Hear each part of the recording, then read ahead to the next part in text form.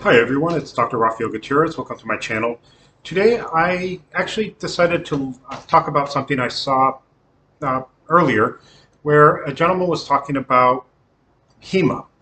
For those of you who don't know, a lot of people are now trying to look at the old fighting styles of Europe and bringing them back, which is a great thing. I actually don't practice myself, but I do love watching the videos. I love what they come out with because a lot of times they tend to not just stick with the, well, this is what I was taught, but they tend to go into different arts, different things, biology, sometimes physics, historic references to try to figure something out. And the video I was watching today, which really sparked my interest in it, was a gentleman talking about how bladed weapons would be used against someone who was in full armor. And what he said is, there are some bladed weapons that could potentially go through metal plate because of the way the metal plate was done, how there are different types of plate armor, different qualities, and there are some things that you can actually see in modern life that can show you that yes, with the right training, with the right tool, they could probably pierce a metal armor, depending on a lot of different things, technique being one of them. But what he actually was more interested in is how they were using the uh, bladed weapons to go between joints. Now, if you think about it, if you take your arms, you could actually put metal around a lot of places, but in areas where you have joints, you need to be able to move. Now, sometimes you will have stuff where we'll have overlapping plates, and you may have chain armor underneath, which can be pierced with certain types of weapons.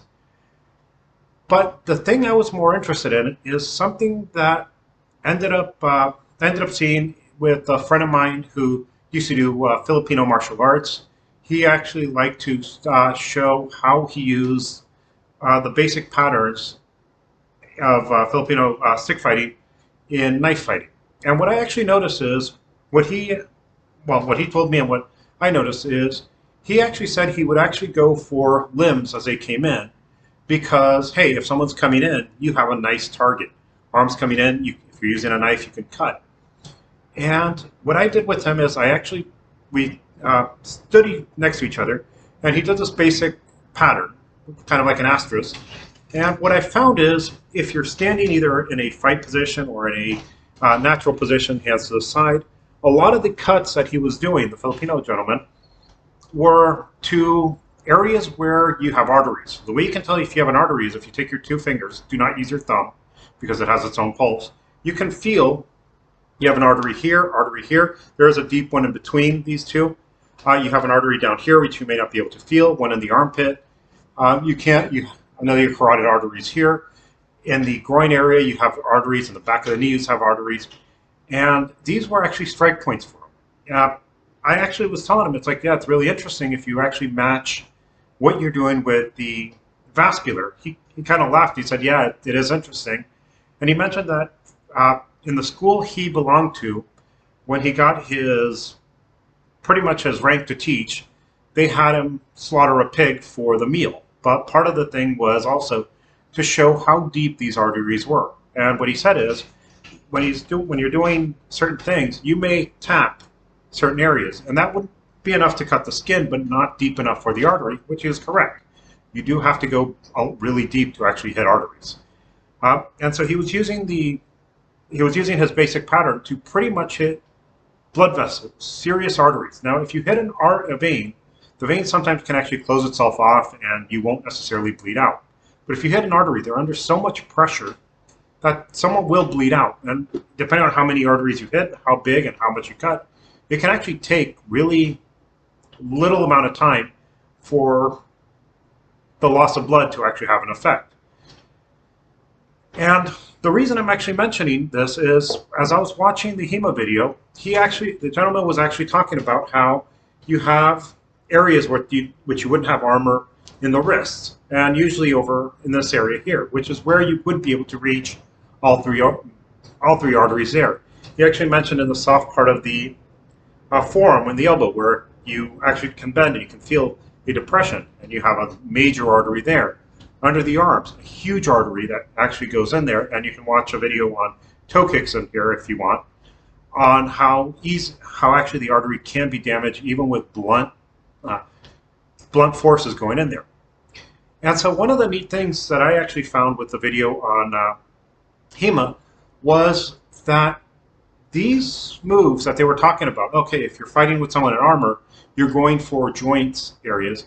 It's not actually just going to joints. It's actually going to areas where you have arteries. If you actually look at how the images in a lot of the old manuals work, and you compare it to the placement of arteries, you can see without even doing anything else, that's what they're going for. Now, what that means is if you're able to penetrate even just an inch into someone's skin, you will actually end up getting, in these areas, there's a big possibility that you will hit a major artery. And if someone's in armor and you've cut a major artery, it's going to be relatively hard to stop the bleeding.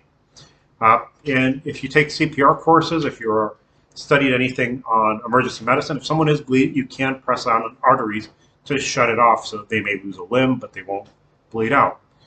In armor, it actually becomes a detriment to have the armor, because if you can't get to a place where you can press arteries, the person is done. And so a lot of these manuals actually show you something. And part of the reason that I actually thought this was interesting is he actually also mentioned how a lot of people recreate fight scenes, fight sequences in HEMA, and there's actually some sport versions. And a lot of people cannot understand what they see. The reason people cannot understand what they're seeing is a lot of things. One is most people do not have a basic understanding of the human body.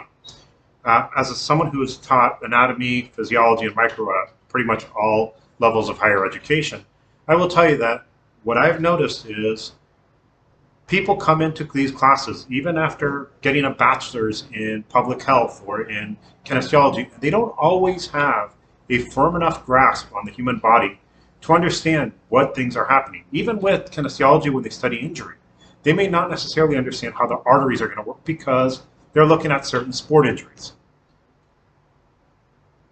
I actually have said this to my classes.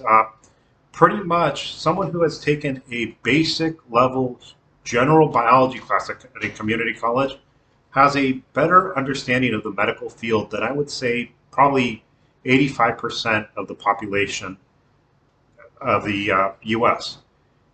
And with that, if anyone who has actually taken a week of anatomy, physiology, or microbiome, they learn real quick that they do not have the understanding to actually look at the human body. And so one of the things that actually does happen is, as you are studying martial arts, it really does help to go to websites like